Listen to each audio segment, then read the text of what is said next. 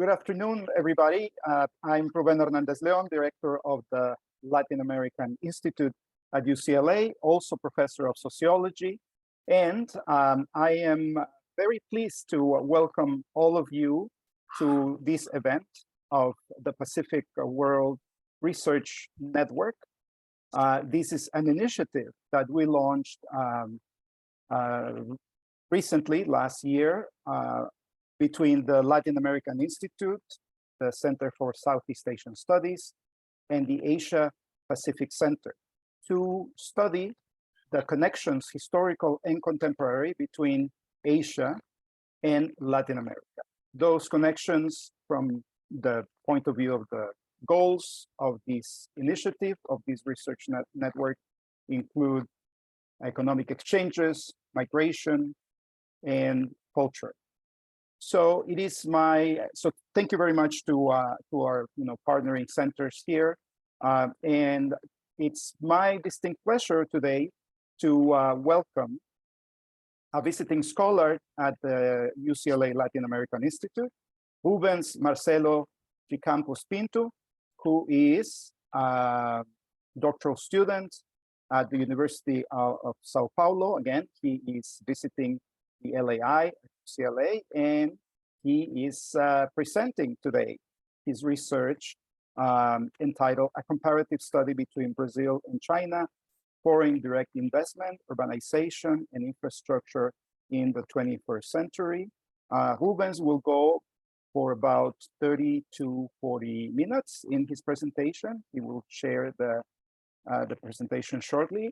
And after he finishes, we are going to have a discussion. So feel free to use the Q&A function of the webinar to raise questions to our presenter today. So once again, Rubens, thank you for your willingness to participate in this research network and to present your work. And we're very pleased to have you here in Los Angeles and at UCLA and at the Latin American Institute. Take it away. Thank you, Professor. Thank you, Brian, and the Latin American Institute. Thank you, Professor Rubén. I will start my presentation.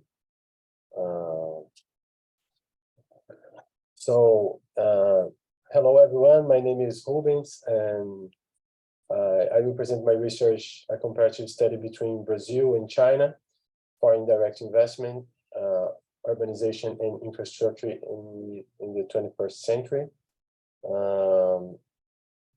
First of all, I would like to thank the Professor Rubén Hernández León for the opportunity and the Latin American Institutes at UCLA. This research is part of PhD in progress, so all comments, critics, and suggestions are welcome.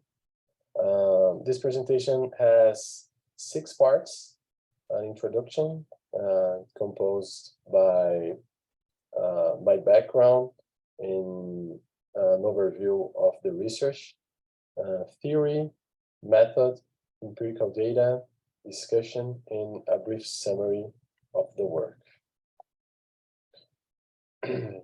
So, my name is Rubens Marcelo de Campos Pinto, and I'm from Brazil. I was born and raised in São Paulo. My bachelor was in geography at the University of São Paulo, and my master's in human geography in the same university. In my master's, I studied industrialization and urbanization, and my advisor was Professor Cesar Ricardo Simone Santos. Currently, I'm a PhD student at the same university, and my advisor is, again, Professor Cesar.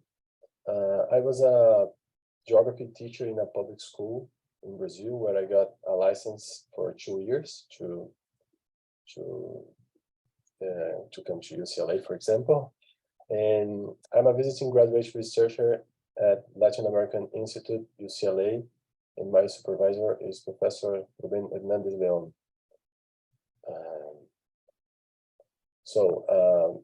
This research tries to understand the change in the relations between Brazil and China, considering after 2008 crisis, considering the theory of planetary urbanization proposed by authors such as Neil Brennan and Christopher Schmidt. This theory tries to update the idea of generalization of urbanization after 1970s, as proposed by Henri Lefebvre. It stands out here the new role of China, especially considering the Belt and Road Initiative. It's important to consider the relation between infrastructure and urbanization and the new elements brought by China in the global urbanization. The objective of this is to identify new trends in urbanization, analyzing accumulation of capital and political power. Here, the Chinese state is considered a new important player in Brazilian territory. Besides, the objective is also to critically review some ideas such as deconcentration, decentralization, and deindustrialization. I believe that these ideas in the new liberal context, despite the narrative of democratization of space by distributing the productive factors, played a role in expanding the spaces of accumulation, concentrated, centralized, and unequally industrialized. Theory. Let's talk about theories, authors, and concepts that are referenced for me here. In this research, I tried to dialogue with distinctive traditions in urban studies and contemporary political economy. The idea of planetary urbanization as an update of some of the hypotheses left by Lefebvre in the 60s and in the 70s is important reference here. Is one important reference here. Authors such as Neil Brennan and Christian Schmidt will be considered.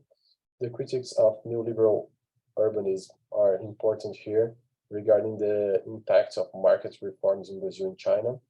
Authors such as Jane Pack, Jun Zhang, and Neil Brenner are part of the discussion.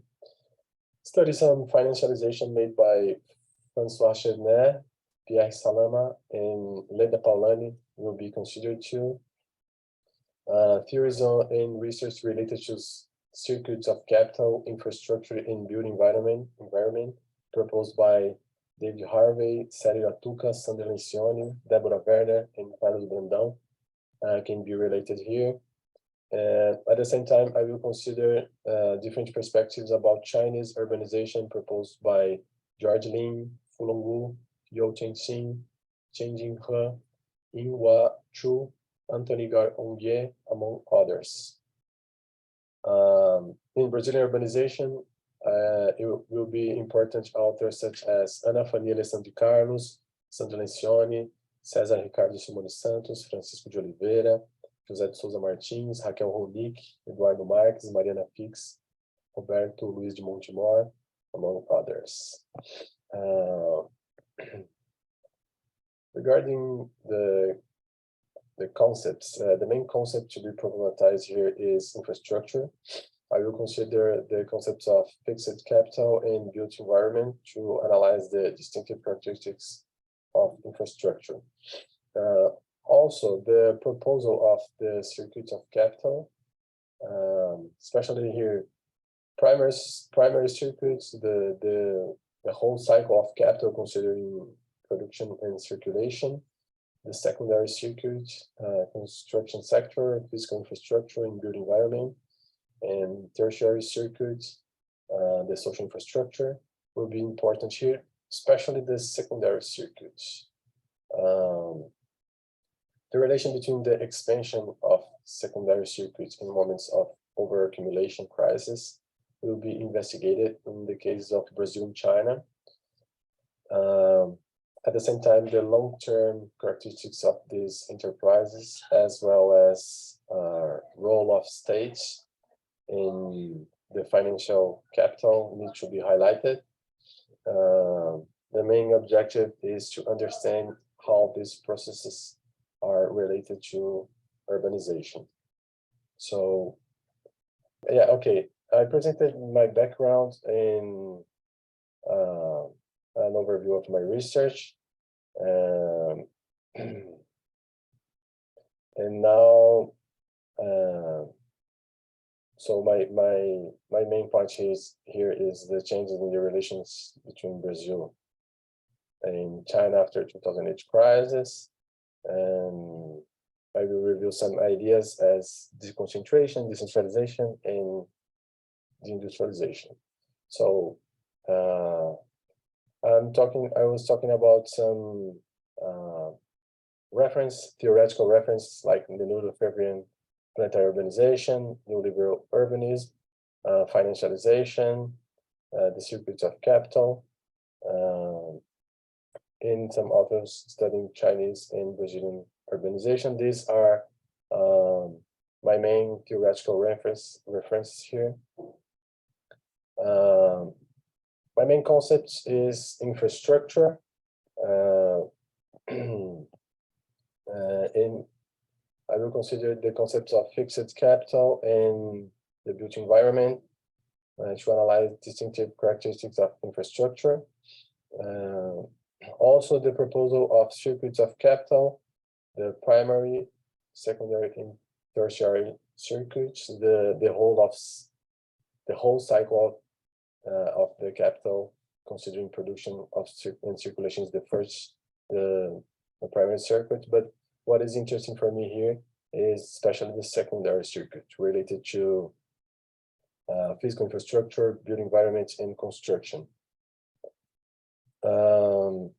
The relation between the expansion of the secondary circuits in moments of overaccumulation crisis will be investigated in the cases of Brazil and China. And at the same time, the long-term characteristics of this enterprise, as well as the role of state and the financial capital, need to be highlighted. The main objective is to understand how these processes are related to urbanization. Method. I'm using a comparative method here. The comparison will be done between Brazil and China during 2023 period. The idea is to consider the census between 2000 and 2020. The Brazilian census will be published just in 2023. This is why I'm not using 2020 as a reference here. The scale used is national scale, focusing on the micro concentrations. And the objective of this comparison is to discover new trends in Brazilian, Chinese, and global urbanization by identifying and analyzing similarities, differences, and especially relations between the two processes of urbanization. The perspective, therefore, is centered in the urban processes, considering indicators such as population, GDP, FDI, market reforms, infrastructure projects, and fixed gross capital formation among others. Considering the recent discussion in the comparative studies, I will talk about some currents and sources of data. Considering the recent discussion in the comparative urban studies, I dialogue with currents such as the Lula-Febvrian, especially with Neil Brenner, and critics of neoliberal urbanism proposed by Genpack, debating with the post-colonial critics made by Jennifer Robinson. And I try to analyze the different strategies of comparison, such as universalizing, individualizing, encompassing, and the proposal of incorporated comparison of Philip McMichael and variation finding. The idea is to discuss weaknesses and strengths of each one, And the proposal is to dialogue more deeply with the new Lefebvrean in critiques of neoliberal urbanism and the incorporated comparison strategy.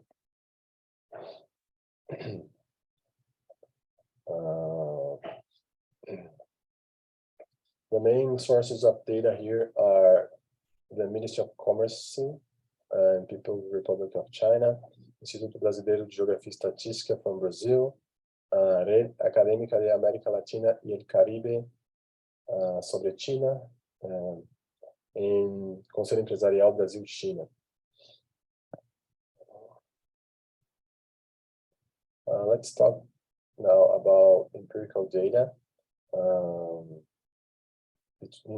in Brazil and China between 2000 and 2023. And I will talk about China, Brazil, and some initial relations. I will present China and Brazil separately due to the step of the research where I am now. So firstly, China. I will consider three criteria in here, urbanization, accumulation of capital, and political power. So if we look at China's recent urbanization process, we see some connections with changes in the government policies to urbanization in the 1980s and 1990s. And some authors highlight, for example, the change in the definition of city in the so-called decentralization process, as well as the role of local governments in economic development.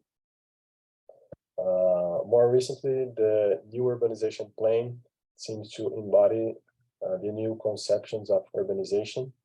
The category of city clusters or mega regions started to be used by governments and planners. In the first decades of the 21st century, China experienced a real estate boom as well as a construction boom. Here, the old idea of extending the urban concentrations from the East Coast to the center and the west of the country gained new shapes. And the Belt and Road Initiative seems to express the externalization of this process. Here, the infrastructure fulfills an important role both in the economic development and in the urbanization process. Some authors seek a relation between overaccumulation crisis and urbanization using the concepts of secondary circuit of capital. In this case here, the 2008 crisis. Accumulation of capital. One remarkable moment in the periodization of Chinese capital accumulation was the entry in the World Trade Organization, the beginning of 21st century. The market reforms since 1978 changed the GDP structure, opening the country to foreign direct investment and shaped the states and its role in the development. There is a discussion about the developmental stage in Asia and in China and how these states deal with market reforms such as deregulation, liberalization, and privatization. Stand out here the passage from in-war FDI in China and the role of foreign corporations in Chinese territory to out-war FDI, Chinese FDI, in the role of Chinese corporations overseas. Another important aspect of Chinese contemporary development is the role played by the work in the economic developments in urban trends, especially strikes and unionization in the Western countries. It's important here to consider the control of work and the strategic view of urban centers by the governments. Besides, the political transitions give us more elements about the relation between urban centers and geopolitics. Some authors consider that the Xi Jinping government represents a new moment in recent Chinese urban trends, for example, changing the relationship between decentralization and centralization. So let's see the same periods and the same criteria in Brazil. Considering urbanization, accumulation of capital, and political power.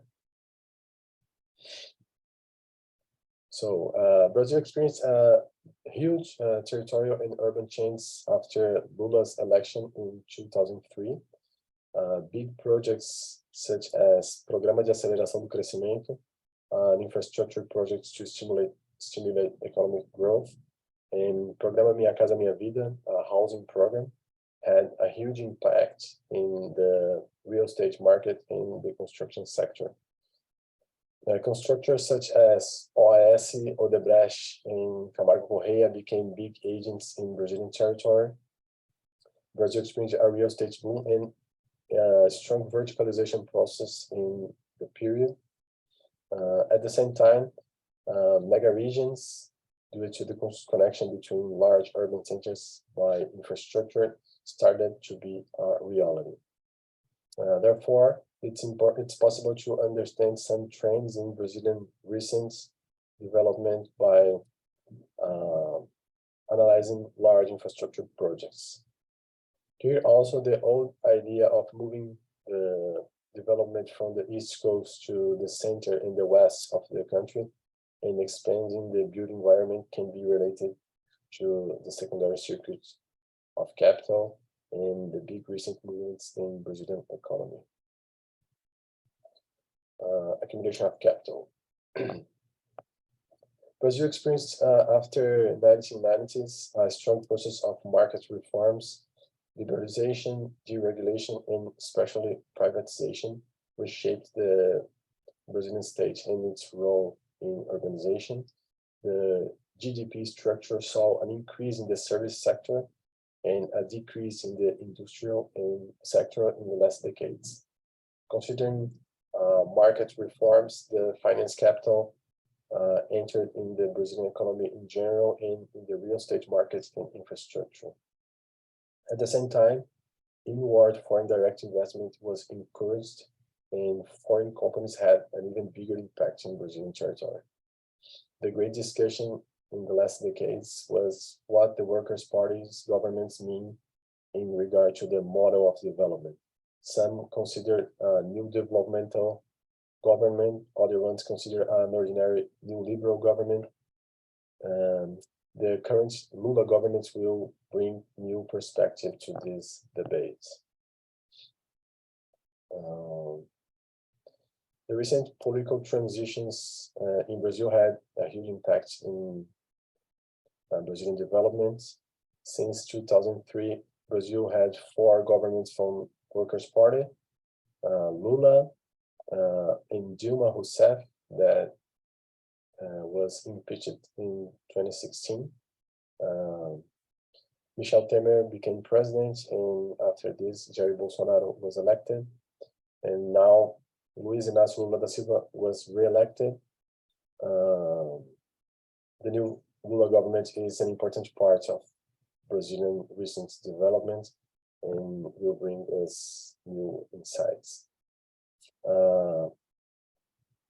The idea of urban deconcentration or decentralization started during the old developmental stage in Brazil in the first half of the 20th century and gained more political and geopolitical meaning during the military regimes. The neoliberal times accelerated the process of deconcentration and decentralization. Part of the narrative was to democratize the space. However, here, the organization of workers was important. The massive strikes in the metropolitan region of São Paulo in the 1980s represented a remarkable moment in this debate. The unionization and the strikes played an important role in the seek for new spaces of accumulation. The main objective was escape from the unions and to pay less salaries and expand the spaces of accumulation. So let's see some initial relations between these two processes. Considering accumulation of capital, urbanization, and political power. One of the most recognized relations between Brazil and China regarding to accumulation of capital is trade relations. Here we can see the origins of Brazilian exports from 2000 to 2020. China is the red line. As we can see, China became the main origin of Brazil, the main country to import Brazilian products. We can see that after 2008, an important increase in this trend. If we consider Brazilian imports, we can see United States in the blue line and China in the red line in a great competition. But China became the main trade partner of Brazil, and trade relations are maybe the most recognized topic here. Especially agricultural products. Brazil export agricultural products like soybean and raw materials, especially iron ore. But however, the Chinese foreign direct investments in Brazil has been demonstrating many interesting things, new things about this relation. Investments, for example, in industry show a deeper relation between the two countries. Chinese companies like BYD and Chery are producing automobiles in Brazil. Stand out here the fact that around 80% of the Chinese investments in Brazil were made by the states. That is public investment. This is different if you consider US foreign direct investment in Brazil or European FDI. Chinese companies started to invest in the built environments in Brazil, such as transportation sector and urban mobility, for example. The BYD companies, for instance, is producing electric buses in Brazil and selling them to different municipal governments. Chinese participation in infrastructure projects in Brazil need to be highlighted here, such as, for example, line powers. Here we have an example of a huge line power being built by China in Brazil, connecting the states of Pará and São Paulo. As we can see, this is the Belo Monte line power. As you can see here, it crosses like a lot of different regions in Brazil, the north region, the center-west region, and the southeast region.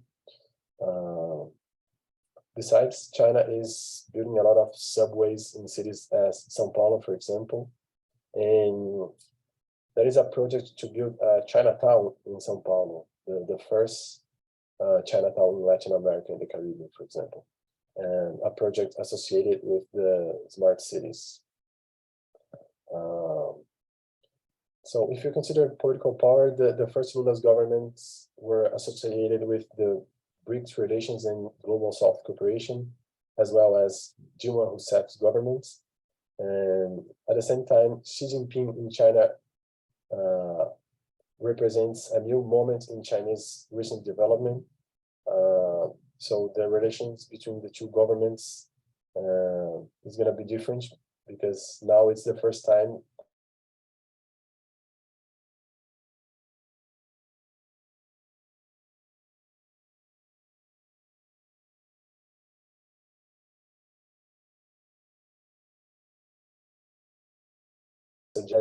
once this research is a work in progress, I will present some open questions.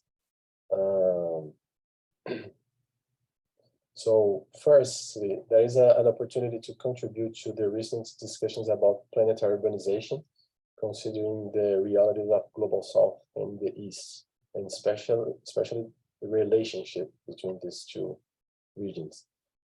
Secondly, it's possible to discuss the idea of secondary circuits. Should it be considered a secondary circuit, for example, or we should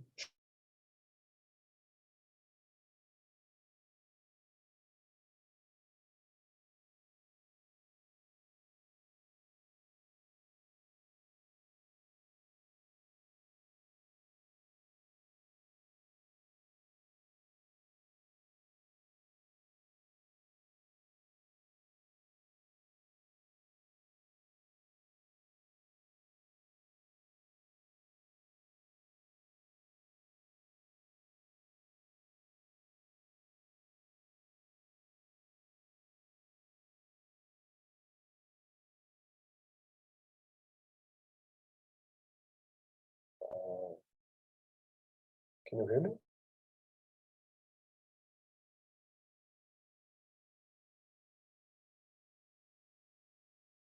I think that the image and sound froze for a moment. So we'll just bear with us and we'll see how we can proceed. Brian? Yeah, I got kicked off for a moment as well. I think it's Wi-Fi issues on campus today. Okay.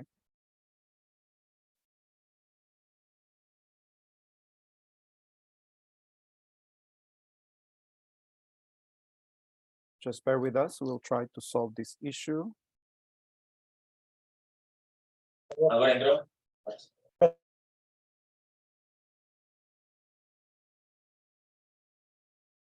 Hi, can you hear me? Yes. Maybe we had some connection problems. Let me see. You were in the open questions part. Okay. Thank you. So I was talking about new ideas that we can bring to the idea of planetary urbanizations, considering the global south and the east, and what we can consider, what we can say about secondary circuits, considering the relationship between the built environment in the whole cycle of capital and the neoliberal urbanism after 2008 crisis. So another topic is what does mean the Chinese externalization in relation with regions such as Africa, Southeast Asia, and Latin America and the Caribbean, and what's the role of financialization in topics related to the built environment, for example, real estate market, construction, and infrastructure. Now I will just briefly summarize the ideas of the presentation, and we can go to the questions and answers. So the proposal here is to understand Brazilian urban trends and Chinese urban trends, both as part of the planetary urbanization and as related process. The Belt and Road Initiative, as well as the Chinese state, are fundamental parts of this discussion. The idea is to review processes such as deconcentration, decentralization, and deindustrialization after 2008 crisis, and the new elements in the relation between the two countries. So thank you for your attention. This is my email if you want to send me a message, and thank you, Professor Ruben and Brian Pitts, for the opportunity. Thank you, Rubens, and thank you all, and apologies for the disruptions that we had. This is something that happens once in a while, and but this is actually a moment to raise some questions for our speaker. We actually already have one. I'm going to read it out loud for everybody's benefit, and it goes. This is about a small point you mentioned, but can you expand on the building of a Chinatown in Sao Paulo? Where will it be? Who is involved? And are there any stated goals with creating one? Oh, great question.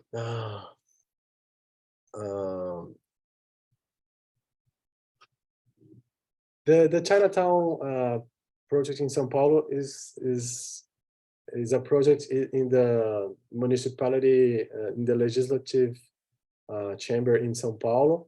The Ibrachina is a cultural association in Sao Paulo.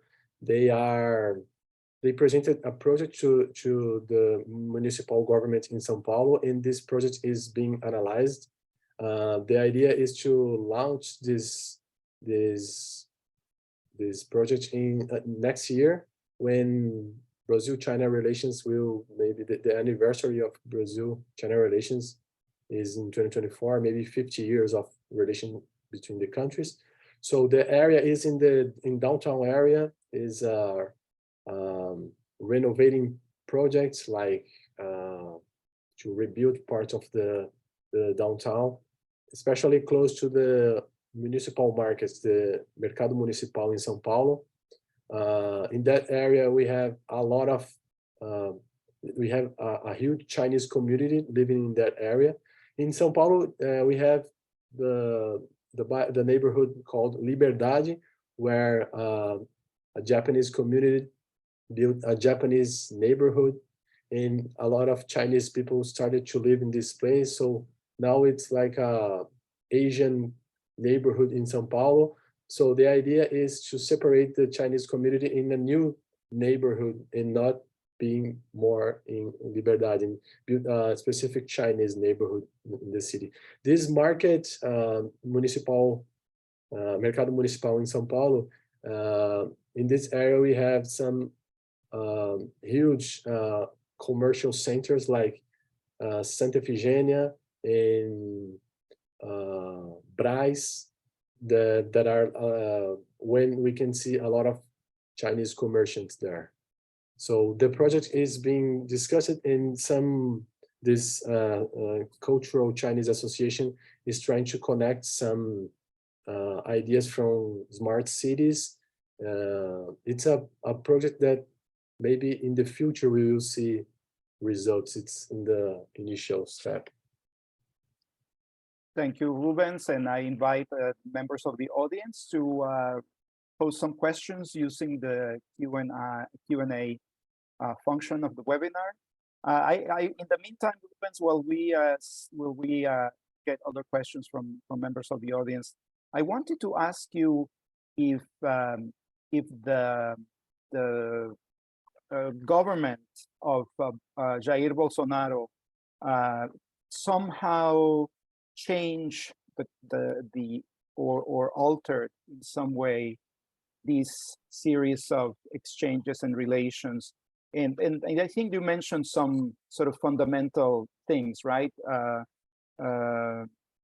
China buys or purchases a lot of, primary goods from Brazil, and then Brazil is essentially the recipient of Chinese capital. A lot of it in the form or through state enterprises, right, which are building manufactured goods, but also developing infrastructure in Brazil. So in other words, do the ideological and political sign of Brazilian government change the course of these relations, or not so much? I think so. Yeah. If you consider the stronger moments in this relationship was during the Workers' Party government. So especially Lula, but maybe during the Dilma governments after 2010, the relation increased. If you see, for example, trade relations, even during the Bolsonaro government, the trade relations strengthened. Like we can see like an increase in the relation between the two countries. But if you consider some foreign direct investment in infrastructure projects, it seems like the relationship became slower during the Bolsonaro government and could be improved. And there are some expectations that now with new Lula government, we can see more infrastructure projects and more FDI. It doesn't mean that stopped relation between the countries, but it feels like could be improved, and maybe China waited some. But in the economic perspective, the relation between the countries is strong. So it's like hard. One government just stop or change this relation. Okay, thank you.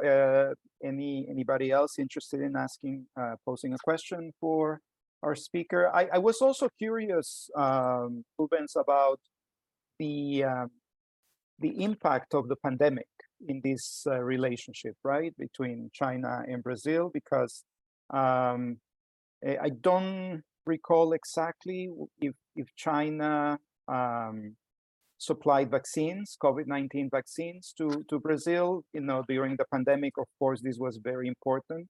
So I'll let you answer that, and I'll read some other questions. We just got another question, but why don't you take a stab at this question, at this issue of kind of like pandemic, COVID-19 diplomacy and COVID and vaccine diplomacy, actually.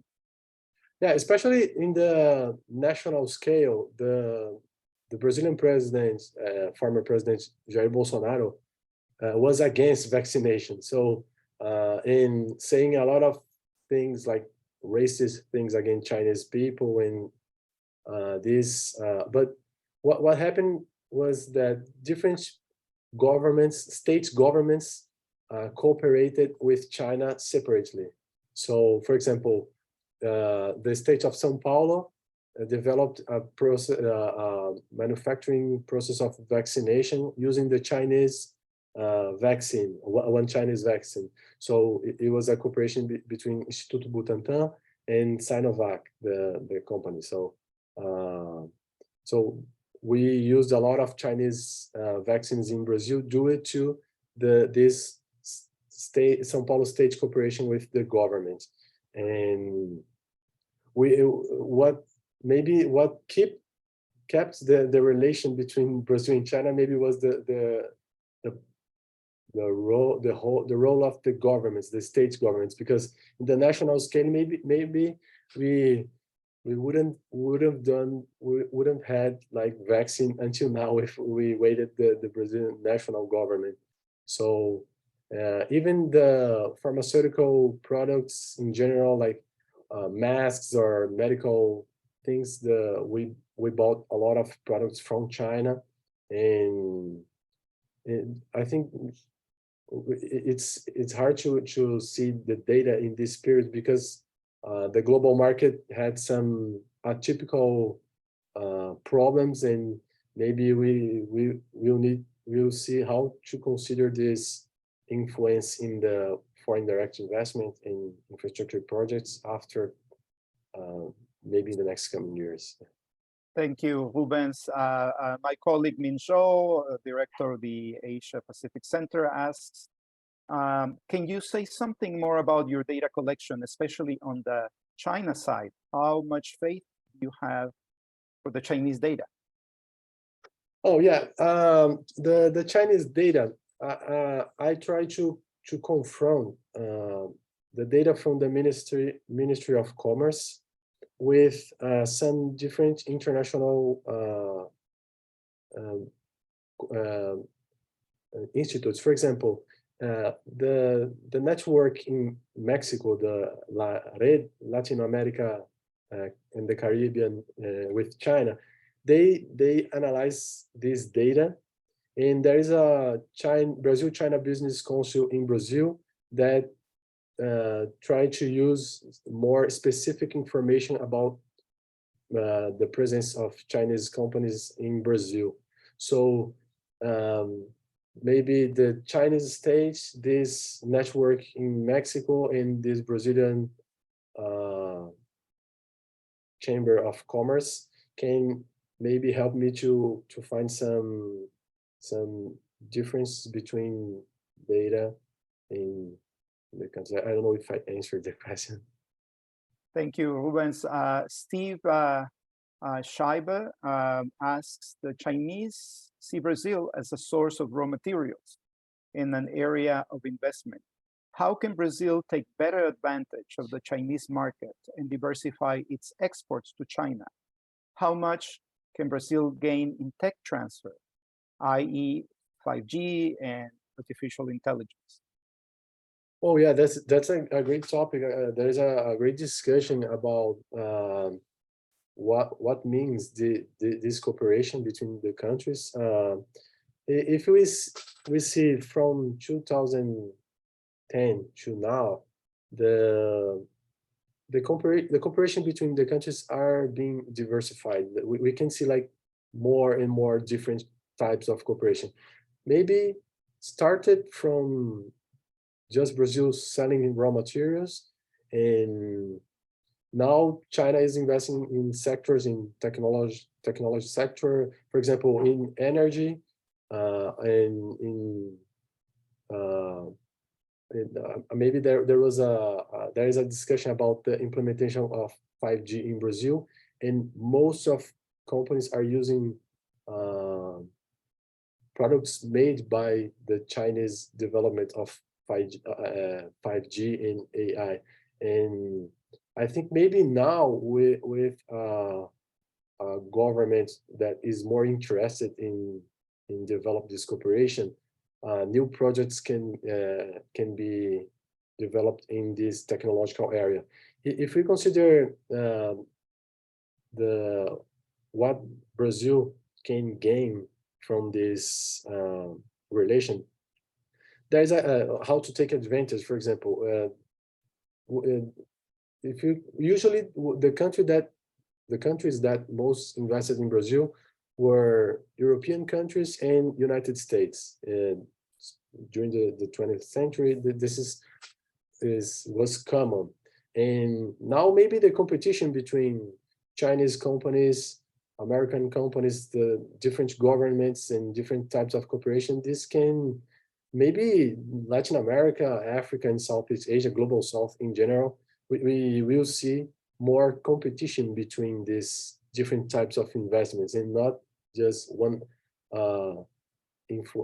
area of influence just for one country. I don't know what are the consequences and the impacts in the future. For sure, this new moment after Lula's election will bring a different moment, but I don't know exactly what this means. Thank you. Richard Phillips is asking, please talk more about port facilities.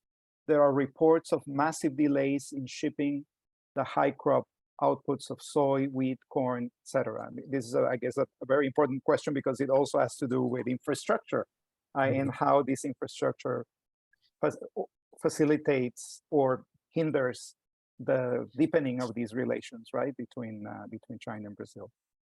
Yeah, that's a very important topic. Most of the exports in Brazil are made by Santos Port in São Paulo. This is traditionally the most important port in Brazil. The soybean is produced in the center-west region of Brazil and mostly exported by southeast in São Paulo and part in the south of the country in Rio Grande do Sul, Santa Catarina, and Paraná.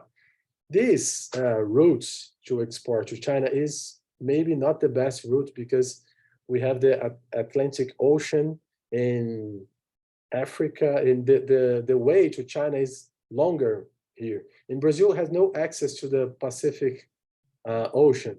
There was a project proposed by China to build a rail crossing Brazil, Peru, and it's crossing all different countries in Latin America. This was not accepted, and there is a discussion about this railway. But that one important thing here to try to avoid delays and problems in the Santos port in Brazil is try to export Brazilian products by the north of the country, northern Brazil. For example, this is the short way to United States, Europe, and China by Panama Canal.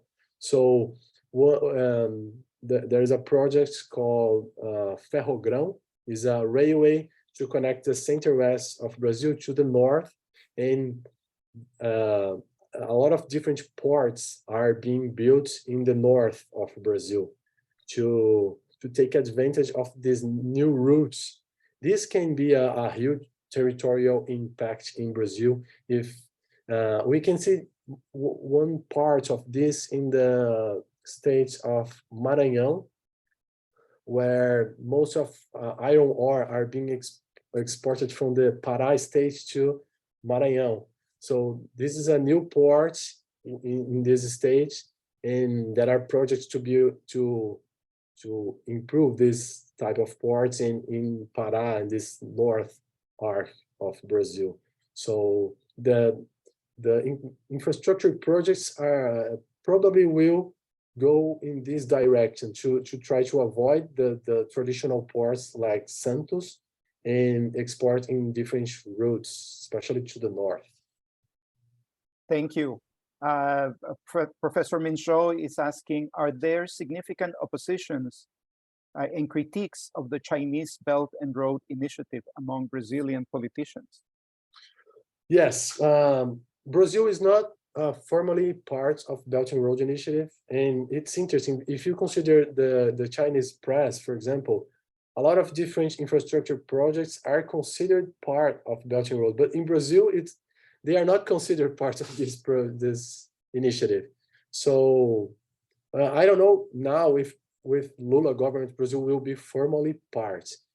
In Latin America, I think most of countries signed Belt and Road Initiative, a lot of different countries. Maybe Mexico, Argentina, and Brazil didn't sign, but I think Chile signed, and a lot of different countries are formally parts of Belt and Road. If the Belt and Road Initiative didn't consider Latin America in the beginning of the project, was a way to connect China to Europe, passing through Central Asia and Southeast Asia, but in Africa and Latin America entered in this project, and it's a global project now. And there are a lot of discussions about, I don't know if Brazil will be formally parts of, probably China and Brazil will build a lot of different projects, and in the China side, this is Belt and Road Initiative, and in Brazil side is not formally because of these critics and the opposition. For example, the Bolsonaro government was strongly against China, even considering xenophobic and racist arguments against China. And the far right in Brazil and the most conservative ideas are strongly opposed to China. And Lula government and the more neoliberal perspectives, not so conservative, they try to strengthen this connection with China, but maybe Belt and Road Initiative is a great controversial project in Brazil. Thank you, Rubens. Let's see, maybe chance for one more question. No, this is Professor Schultz says interesting. Thanks a lot. And well, with that, I want to thank you, Rubens, for your presentation, and it's super interesting. Your work actually goes at the heart of the Pacific World Research Network. These are very important connections and relations, and not just between, just two countries, let's say, but also, between the sort of giants of Asia and Latin America, actually. So these have very, very important consequences for a lot of people. I want to close by once again thanking you